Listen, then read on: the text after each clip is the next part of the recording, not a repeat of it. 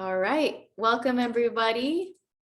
Thank you for joining us. MRN is delighted to host Laura Kammin from the National Great Rivers Research and Education Center, or NGRREC, for this presentation about the Great Lakes to Gulf Virtual Observatory and their latest work helping the Gulf Hypoxia Task Force track and monitor nutrient pollution trends.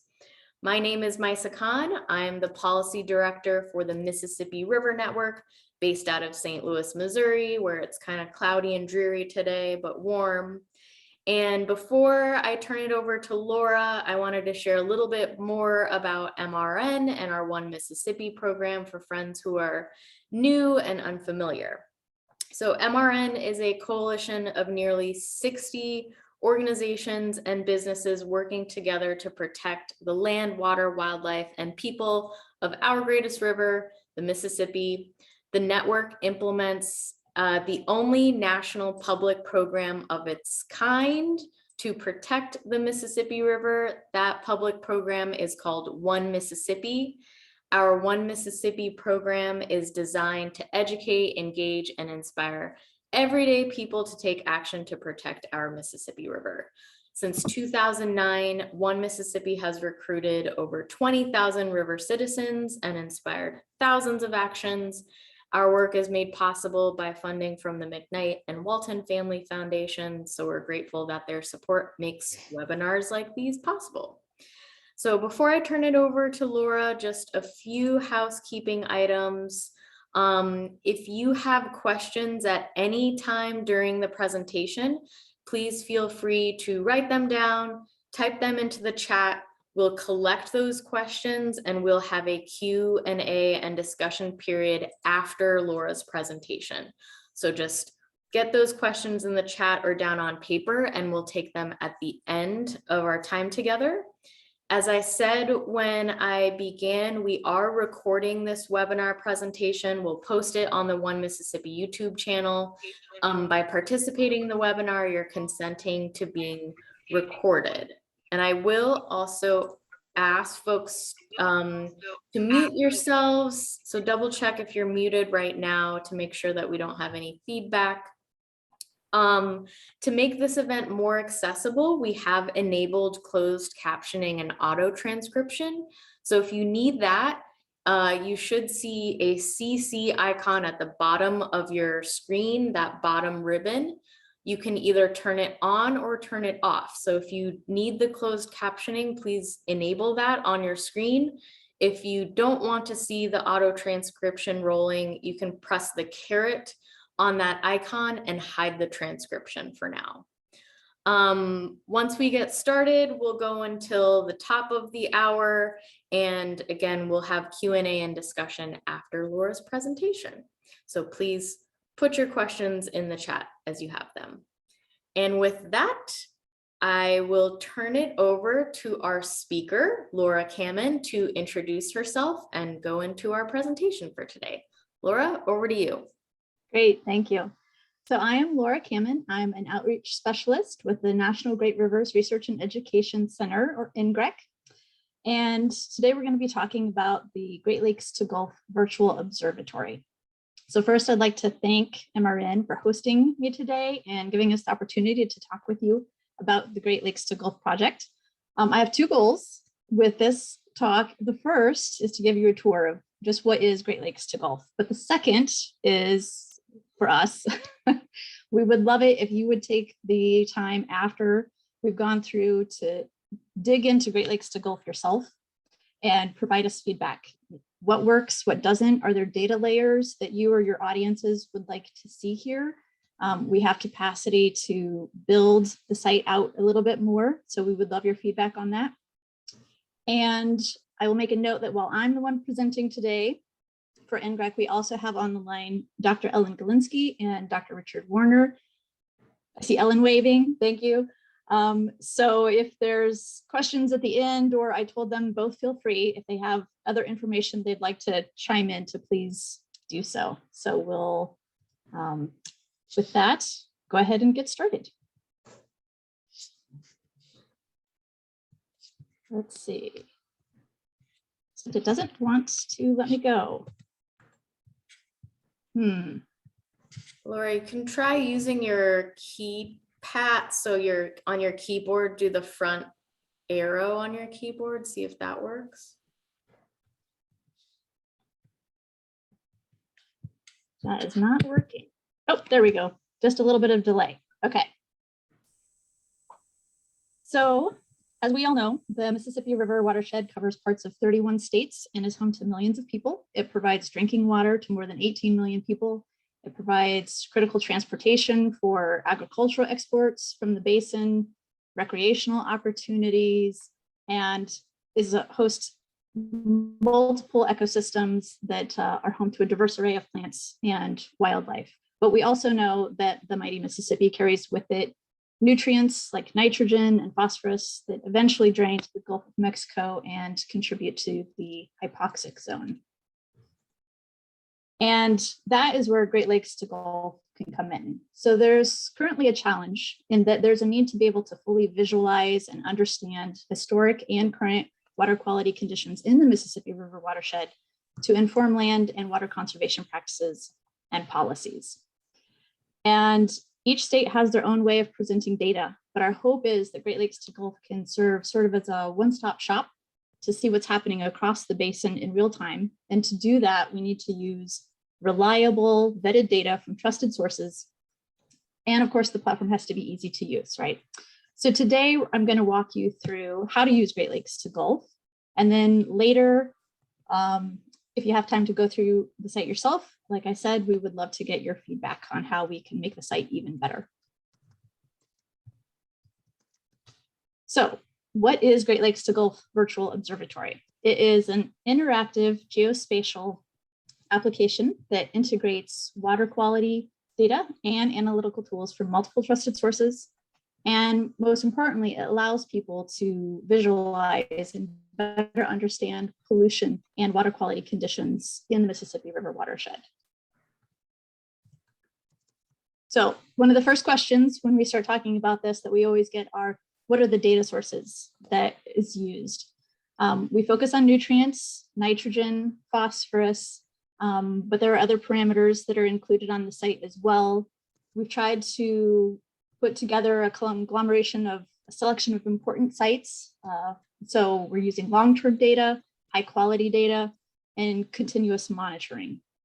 The water quality portal that we have on the site uses both federal and state data. And then we have other sources as well, case studies from watersheds within the basin. And I'm going to give you sort of the quick PowerPoint 30,000 foot view of the site, but then we'll actually go to the actual website and I'll give you sort of a demo of exactly what it is that we're displaying. So what are the data sources?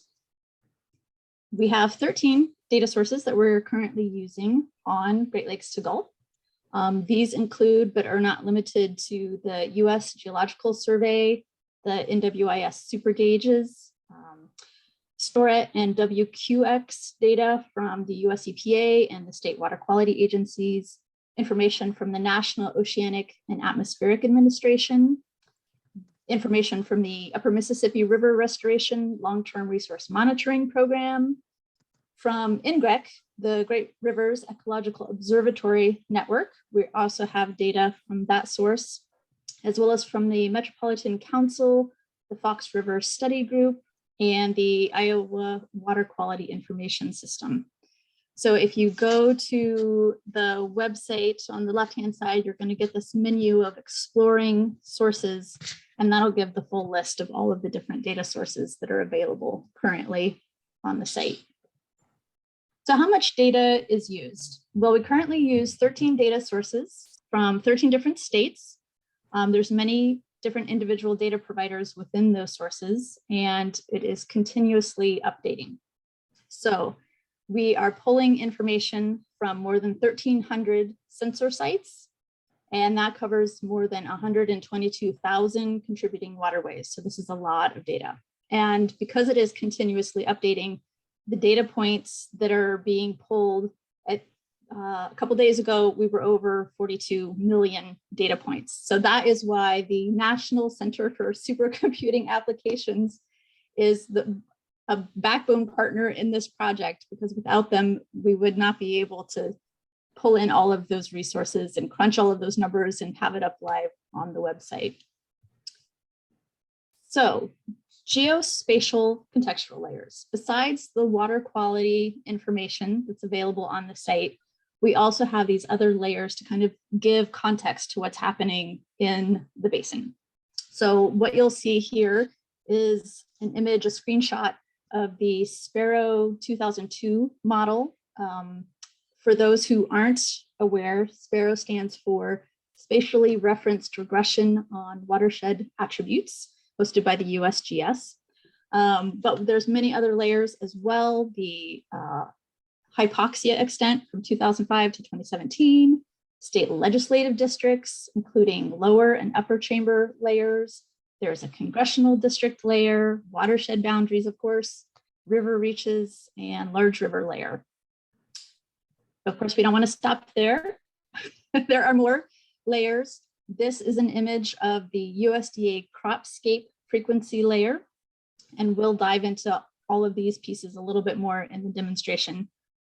We have the NOAA precipitation layer, state impaired waters layer, total annual nitrogen from point sources by Huck 8 watersheds, and average annual nitrogen fertilizer inputs from 1997 to 2006.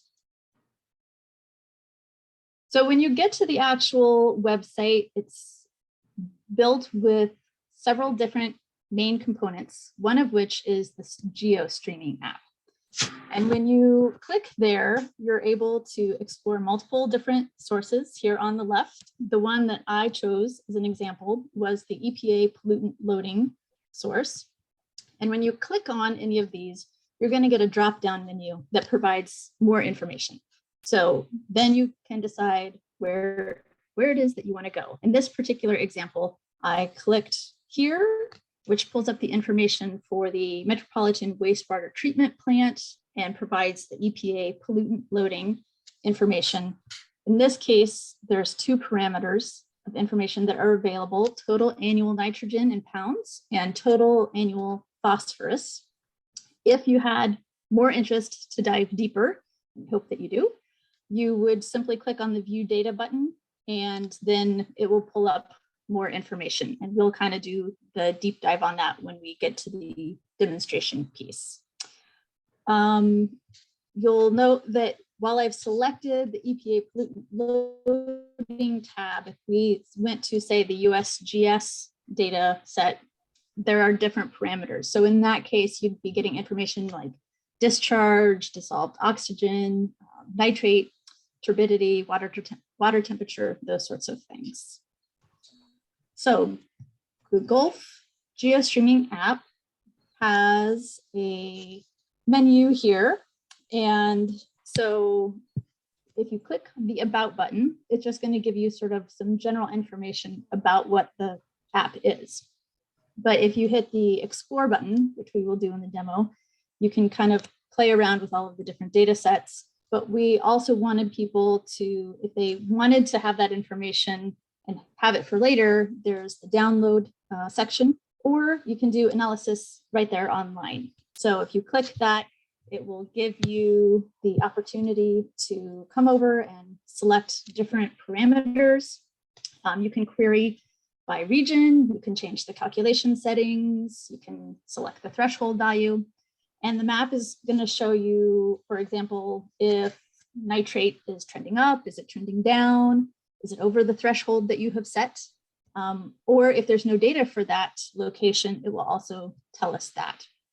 So after selecting the parameters that you want, you just hit the Apply button and it will pull up that information. Next, we have the BMP page. So this is sort of poorly named, I guess. We know what it means, but for those who are new to the site, the BMP page is covering the agriculture conservation practices. And in this particular case, I have selected states, and you'll notice that you can have multiple states open at a time. And once you've selected which sites you want, those are going to highlight on the map, so you know exactly which sites you're focused on. And once you have selected those, it's going to pull up the agricultural conservation practices of interest, in this case, the CSP and the EQIP program. If for any of these years you want to know the actual number, you just hover over that and it will pull up the number for you. Now we can do this by state, or if you want to drill down a little bit farther, there's the capability of selecting the Huck 8 watersheds. Again, you can select one, you can select many, and it's again going to pull up the information here on the right. So those are two of sort of the main pieces of the website. The homepage we will get to in just a minute. But before we do that, because we'll get into a little bit more detail there, what are the practical applications of Great Lakes to Gulf? It needs to have merit out in the real world, right? So in this particular case, one of the examples is that it is home to the Illinois Nutrient Loss Reduction Strategy data portal. So if you go to the homepage, currently it shows the information for the Illinois data portal. And we have sort of the summary of information. In this particular case, I selected, a particular trend site. So the IMBRA at St. Marie, it's going to give you rivers, the state boundaries, your general legend, so that you can navigate. If you select any of these different trend site icons, it's going to change which watershed you're focused in on. And you can change the boundary type and the nutrient. So in this case, I've selected the Illinois drainage with nitrogen in the year 2017. And by doing that, it's going to pull up the average yield. So in this case, the number of pounds per acre of nitrogen. And then below we have sort of the timeline, as you can see. But we could have selected, in this case, the example of the Huck 8 watersheds. And so those are all listed here. You'll note that they are color coded, and those correspond to the average yield. So lighter colored watersheds are showing a reduced amount of nutrients, whereas the darker color, as you can see, has a higher number of pounds per acre. This displays the nutrient value of the selected drainage areas or trend sites. And then down below, the annual nitrogen yields, it's going to display the historical nutrient value for those selected drainage sites. So that's at a glance what the website is currently, but what are the next steps? We want to continue to make data accessible. And to do so, we want to increase awareness of nutrient conditions in the Mississippi River and its tributaries. We want to be able to better visualize agricultural conservation practice effectiveness as part of each state's nutrient reduction plans, and then also guiding adaptive management of nutrient management practices in the field. So, as we all know, there's been a lot of work and time and money spent to try to reduce the amount of nitrogen and phosphorus that are reaching the Gulf. We want to decrease that size of the hypoxic zone, but progress can be hard to see, especially through the traditional measure of the size of the hypoxic zone. So if we do a trend analysis at the watershed site, it removes some of those factors that confound the use of the hypoxic zone size as our measure of progress. And it allows us to see progress or the lack thereof in a more granular way. In short, it partially sets the stage for our team and others to relate changing watershed conditions with the influence of management practices on nutrient loss and the hypoxic zone. So each of the 12 states that participate in the task force have different methods of tracking progress towards nutrient loss reduction. And that is a bit of a challenge. So what we are hoping with Great Lakes to Gulf Virtual Observatory is to be able to take trend sites throughout the basin and have an apples to apples comparison instead of sort of this apples to oranges comparison that we've currently got. So we've worked with the Hypoxia Task Force Trends Work Group to prepare trend sites. We did have about 300 sites on our list. We've just recently done some extra work at NCSA, and I think we're now up to more than 500 sites where trend analysis is possible. And we'll be starting on that soon. We're going to be starting with nitrate as our starting point. And all of this information, while not currently on the website, is going to be coming soon. So along with the trends analysis, we want to add new geospatial layers as well. So we know that in order to mitigate losses of nitrogen and phosphorus, we have to implement more strategic conservation practices on our agricultural lands. What isn't quite as clear is our progress.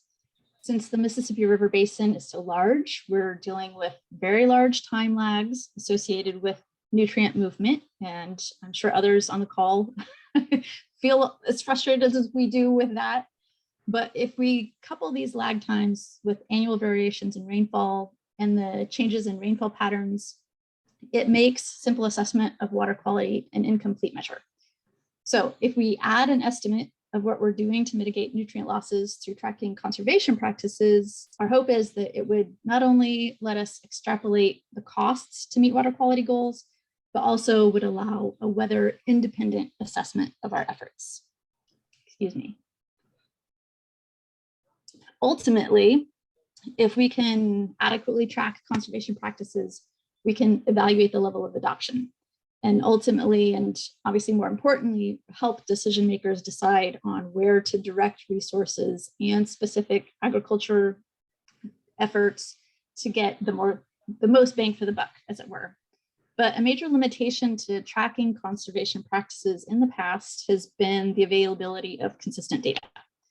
But starting in 2018, the USDA Natural Resource Conservation Service began releasing conservation practice information to the Hypoxia Task Force for their Environmental Quality Incentive Program, EQIP, which you'll note was on one of the previous slides, and their Conservation Stewardship Program, CSP, also what we've covered before. And these data are considered common between all of the Hypoxia Task Force states. So getting back to that, being able to compare apples to apples. So for this particular layer, it will be the agricultural conservation practices layer. We're working with Dr. Reed Christensen at the University of Illinois to track non-point source agricultural conservation practices, focusing on EQIP and CSP, as we mentioned, but also EPA 319. It's basically an inventory of agricultural conservation practices for each of the 12 MRB main stem states. But the pilot states are Arkansas, Indiana, Minnesota, Illinois, and Kentucky. And with that, we'll be able to produce conservation heat maps. The next layer that we are working to add to the site is remote sensing data of cover crops and tillage practices and their relationships to water quality.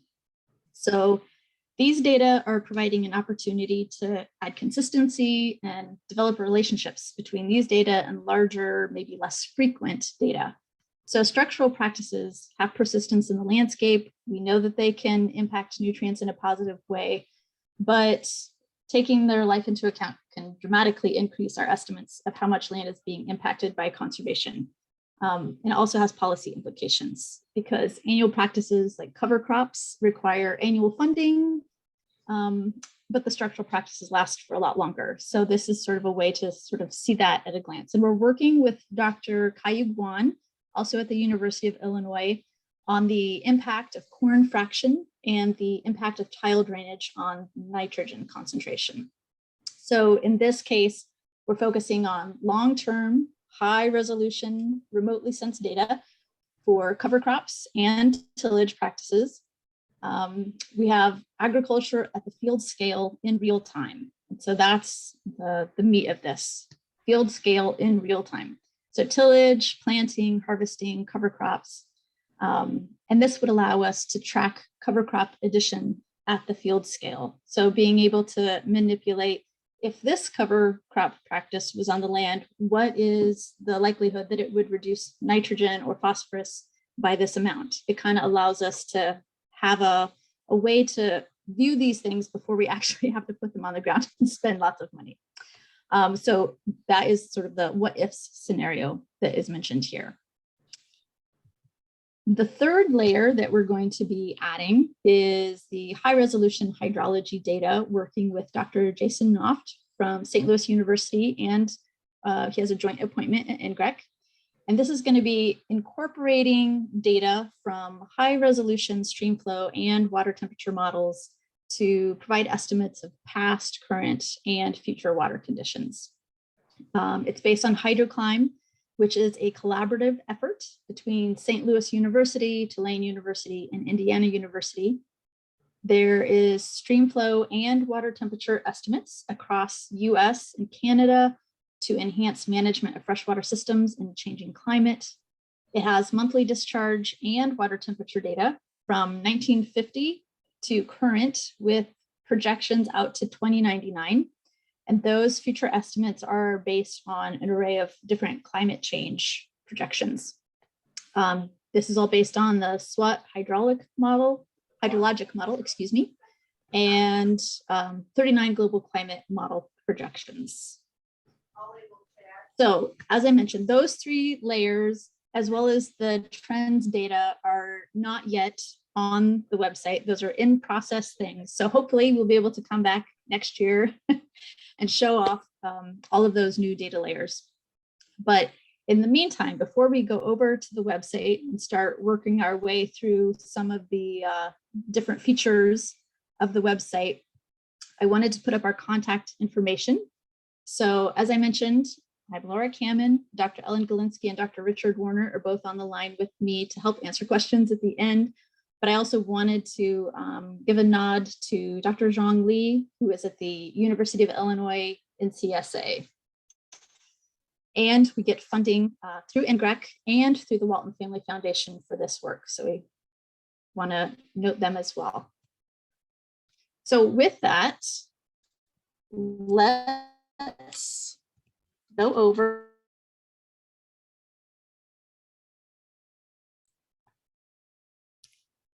Laura, if you can still hear me, I am having trouble hearing you. I think your Yeah, it looks like she's frozen. video froze.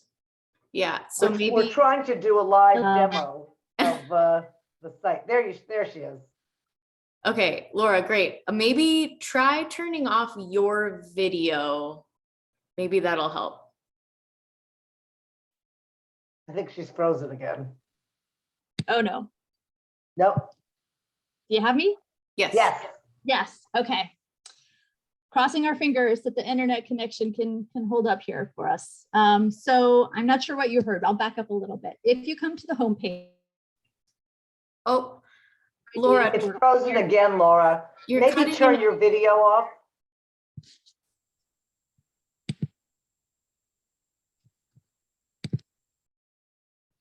There we go. Does that help at all? We can hear you. Yes. You can hear me, but you're not seeing the demo? We do. I'm not. I mean, I see slide. Yes, something's moving. All right, very good. Yes. So when you come to the Illinois portal, you are able, under boundary type, to pick Trends Watershed, Illinois Drainage, or the Illinois Huck 8 watersheds. And so in this case, this is the Illinois Drainage layer. If you went to the Huck 8, that should be familiar from one of the examples in the presentation. I don't think it's showing. It's not showing the right thing, I don't think. It's not showing up for you guys?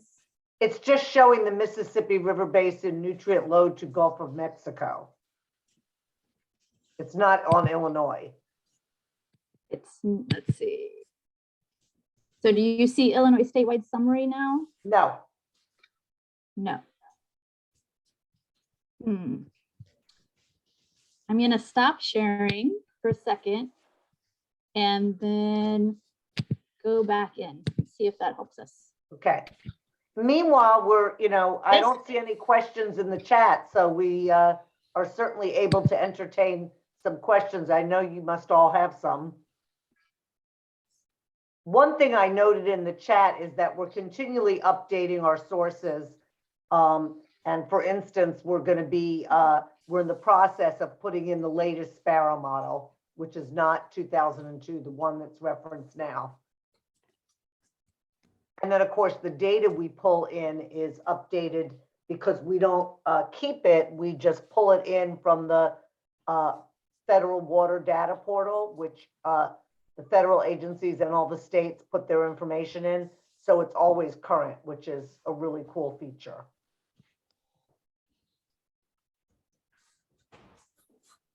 I lost you guys there for a second with my internet connection. Hopefully I'm back. Yes, you are. Okay, and can you see my screen? Yes. All right, so in this case, we're on the agricultural conservation practices page or the BMP page as it's presenting. Can you guys see that all right?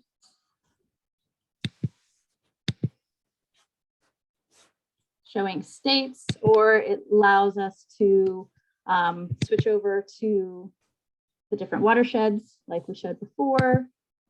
If we select some of those, then we go over here now. Excellent, to the results button. And for those different watersheds, it's going to give us the ranges for, in blue, the CSP program, or in orange, the EQIP program. So in this case, 15 acres, 29 acres, 49 acres.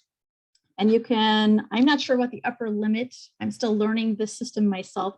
I'm not sure what the upper limit for the number of watersheds that we can pull at a time, but it's several. For all of you on the phone, you could certainly use this for your own sub-watersheds of interest, your smaller watersheds, to see what the level of conservation implementation is. So we're hoping things like this will be really useful, as well as you'd be able to click on trends for that data. It will be a little bit more limited in extent, but the actual concentrations won't. It's whatever the information is. So the neat thing is you can play with this yourself for free and do all kinds of queries to answer your questions, your own questions. Was there other things you were going to show, Laura?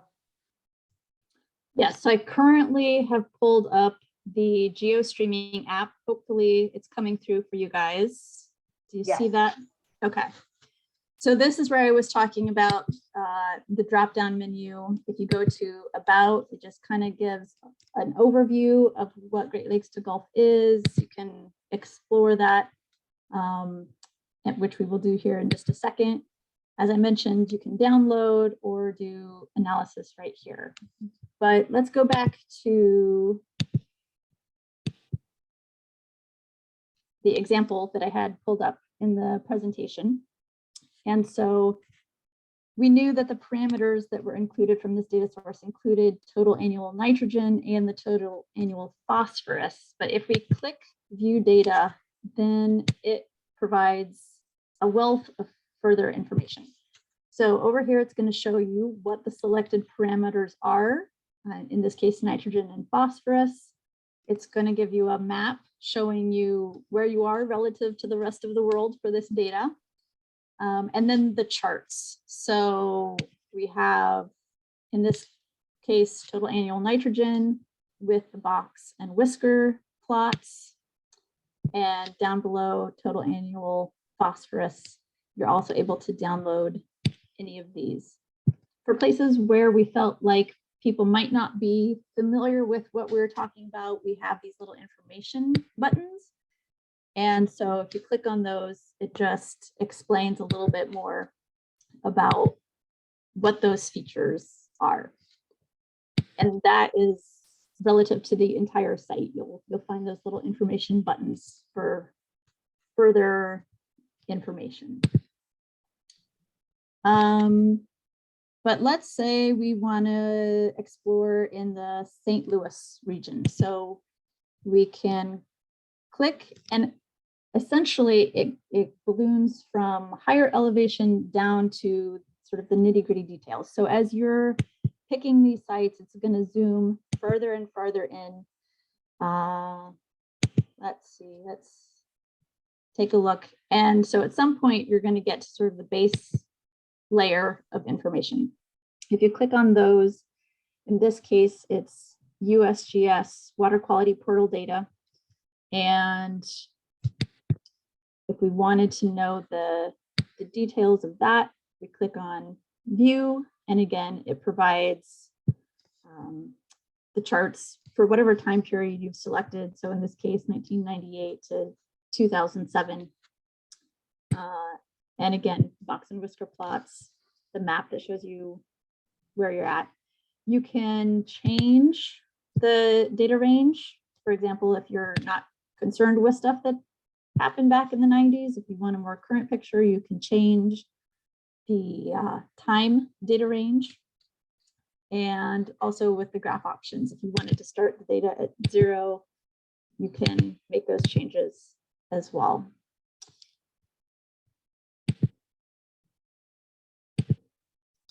So on the slide, I covered a few of the different layers, the water quality portal, the Upper Mississippi River restoration. So with any of these, let's say we want to know information about the super gauge network from USGS. If we click on that, multiple different sources, we can really dive in. In this case, the parameters of information that are available are discharge and nitrate and nitrite. And if we view the data, again, we get to dig in a little bit more. I think maybe rather than continuing to sort of show you the whistles and bells here, being mindful of time, I want to make sure we have time for questions, or if people have particular things that they'd like to explore while we're here on the line with you. Yeah, I think that would be great, Laura. Move to that.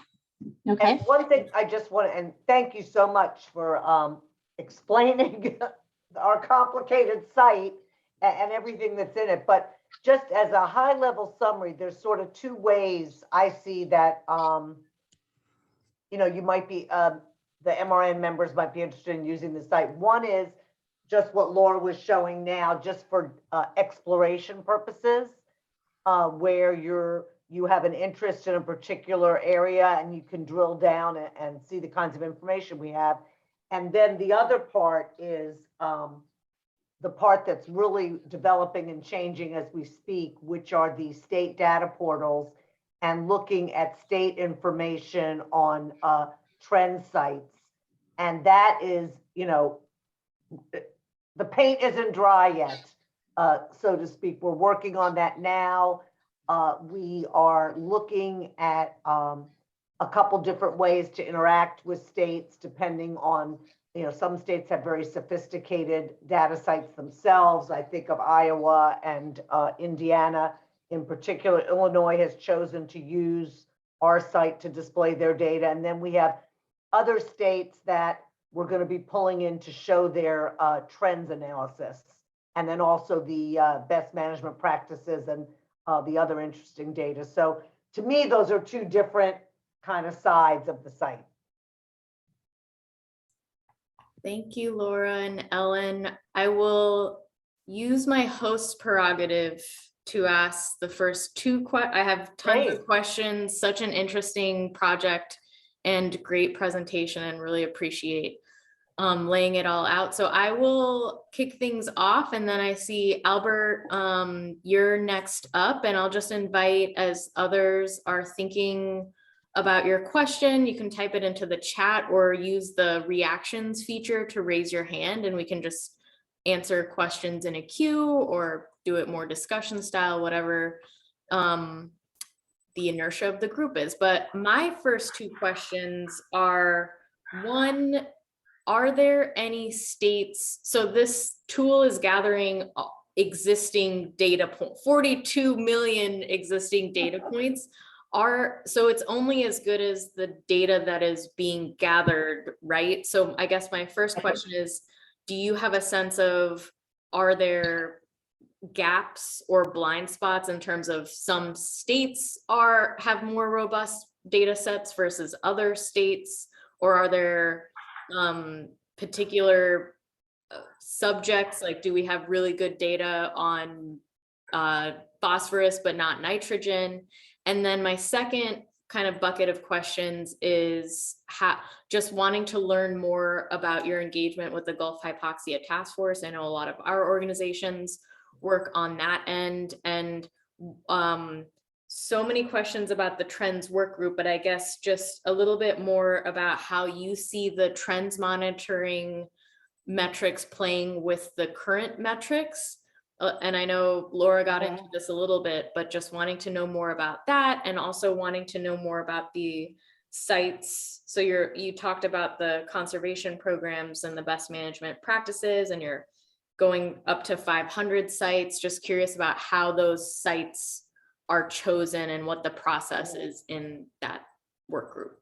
Okay, well, Laura, do you want me to take those Yes. questions? And Yes, please, please. Dick and Laura, just add in. So first of all, the data sources. So the data is more complete for the current, maybe the last 15 years than the 15 years before. So the more recent data, so states have to, you probably all know this, but states get funding through Section 106 of the Clean Water Act. They get federal funding to conduct routine monitoring of their waters, and then they have to report it in the 305B reports and all of that stuff. So that information is, they have fixed stations, they have to have probabilistic stations. So I'm a former state person and then EPA, and I really feel that data is very complete because it's especially, let's say, the last 20 years. Before that, going back, the data can have gaps in it, and also there were different ways to measure, like orthophosphate versus total phosphate, dissolved, suspended, same with nitrogen. So we found that when we were doing the trends work, you had to discount some of the information because it wasn't collected the same way, because of course you can't do a trends on things that are collected the same way. So I guess my short answer would be, I do feel like the data sources we're only using good data sources. And then also the federal USGS, of course, we put in there. And then EPA also has their, the national resource, the aquatic surveys that rotate between. So they did the streams and rivers one. I think they've done it 3 times now, certainly 2 times. So we have that information. So while it isn't going to hit every smaller watershed that you might be interested in, it's going to give an overall good picture of the water quality in the tributaries draining into the Mississippi. For the trends work, so and we don't have time to go into depth of this now, but eventually this will all be on our website. We worked, Great Lakes to Gulf worked with the Hypoxia Task Force. We were the ones who actually suggested to start looking at trends as a supplement to the overall goal to reduce the size of the hypoxic zone. I think some of you know that I chaired the Hypoxia Task Force while I was at EPA. And one of the frustrating things was I saw the money being spent and the plans being made by the states, albeit, minuscule compared to the problem, but, and having one measure that's a distant measure of success was really hard. And we would see that, it would just go, the size of the hypoxic zone would go up and down according to a lot of factors. one of them is loadings of nutrients. But even the wind on the day of the cruise totally influenced the what was being found. And I know Dr. Rabelais and others, very well-respected scientists, said this, and the scientists at NOAA. So when I was at EPA, we discussed, can we add on some better different measures, I'm not gonna say better, different measures, and also measures that will resonate with the states so that the states will be encouraged to do more. And by looking at nutrient trends, we selected nitrogen and phosphorus, and looking at loadings as well as concentrations, so that we don't have to hear, well, it went up that year because it rained a lot. We had flooding, whatever. Let's compare apples to apples.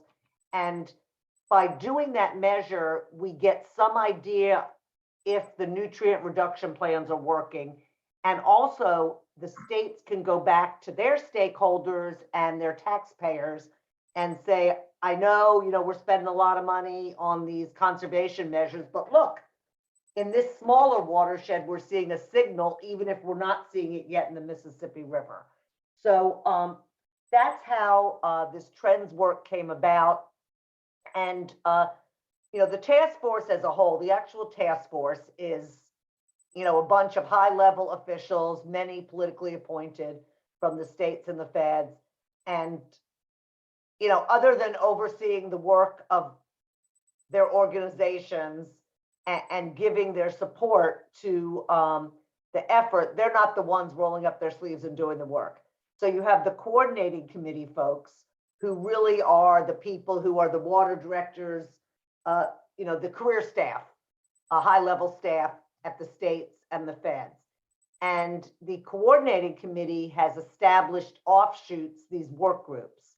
So they established a trends work group, and Lori Sprague at USGS, who is like a genius on trends work, she's published many peer-reviewed literature on how to do trends analysis and how to account for data that was collected differently, and et cetera, et cetera. She and Katie Flahive are at EPA are chairing this work group, and they ask for states who are particularly interested in this trends analysis to be part of that. And I will tell you, no surprise, it was not every state, but the other states agreed to abide by the rules. So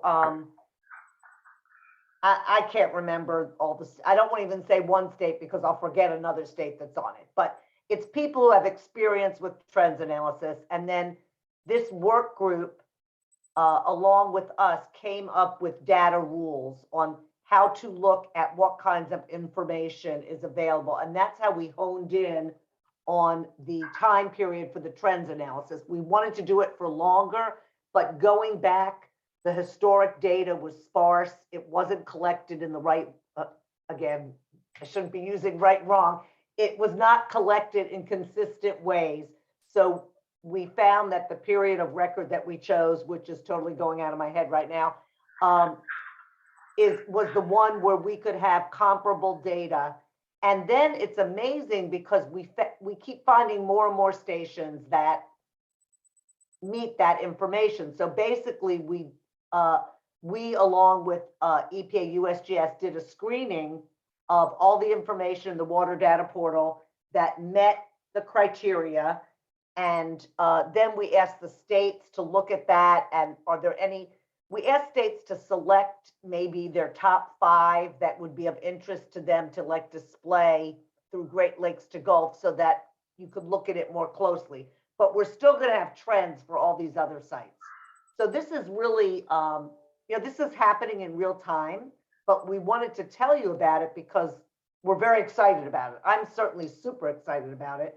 And I think it's really going to tell us where things are working and where things aren't. And by the trends alone are not going to tell a story.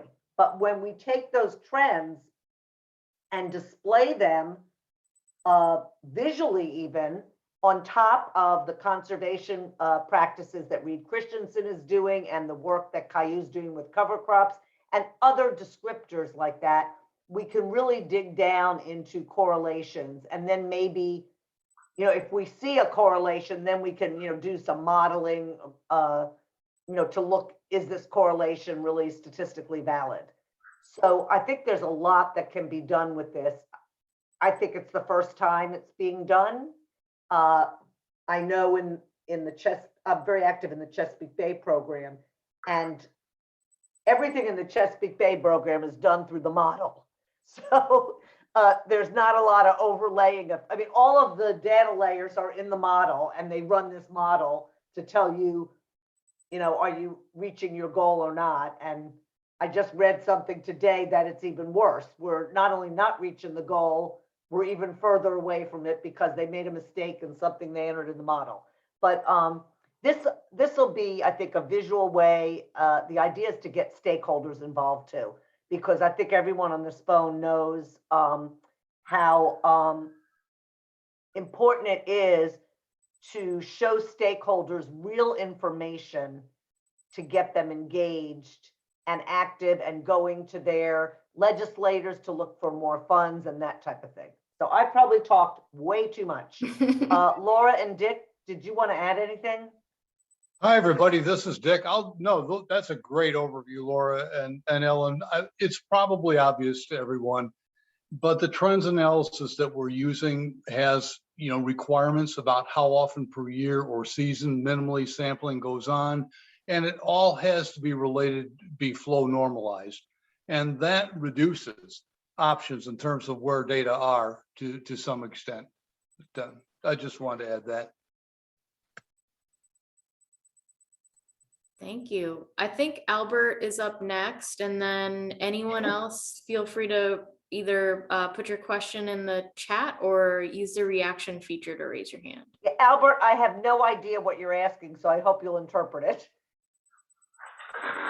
Okay, it's not a big deal. I think you can just look this up and find out or not find out.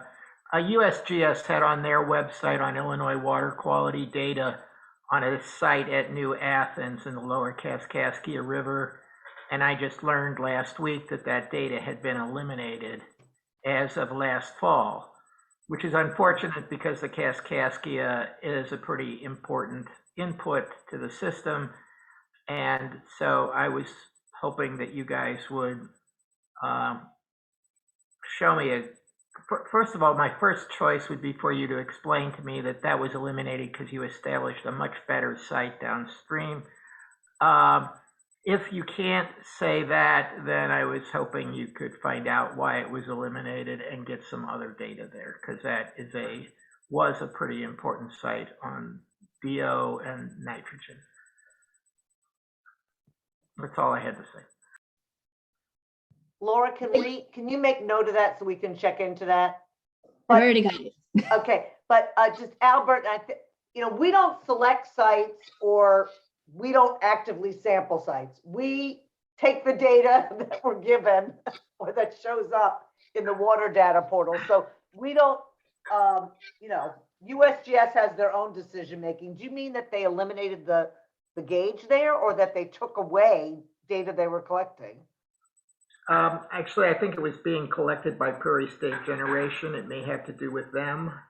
I don't really know, and I know you don't collect the data. Yeah. I knew that. But I was hoping that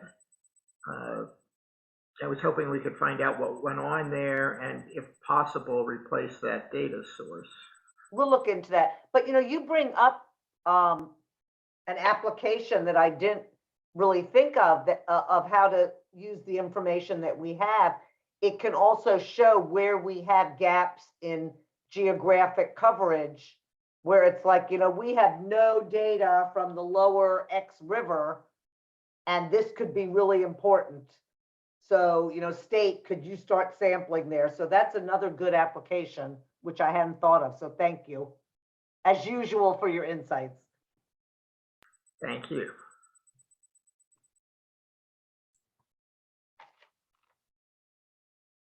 Anyone else got questions for our presenters? I just want to say thanks, Michael Anderson, for that feedback that you like the data stories page and the question bubbles. That's good information for us to take back to our designers. And that's the kind of thing that we're looking for from users. So if the folks on the phone go exploring the site and you like things or dislike things, please, let us know. You can let Mesa know and she'll let me know, or whoever, get to us so that we can improve the site. And I'll add to that in that we're currently in the process of giving the website sort of a facelift. So it'll be even more user friendly. The homepage is going to look different. There's going to be portals for the different states. It won't just focus on Illinois. Arkansas is probably the next state to come up. But with the data stories, if you scroll in, you'll see several of those say coming soon. And so those are going to be actually coming soon and overhauled. But this group is a great place to get feedback on what other data stories would you like to see besides the ones that are currently listed. Are there other places where we could add value and add more? So we would love to get your feedback on that. Well, no one else is talking, and that's always a danger because that means I'll do so. I didn't I type guess- in quick enough. Well, all right, I paused. They had their chance. All I was going to say is what I'm particularly interested in is how granular we can get on this so that we can actually get down into particular watersheds and try and figure out what's going on there. I don't know whether you've, looked at some of the EWG reports and things, but they were speaking of the fact that, the Farm Bureau and others come in with reports saying 90% of the farmers are perfect, but that's great if 10% aren't and they're contributing a whole lot. I mean, 98% of the people in the country don't commit serious crimes, but that doesn't help us too much when the last 2% do.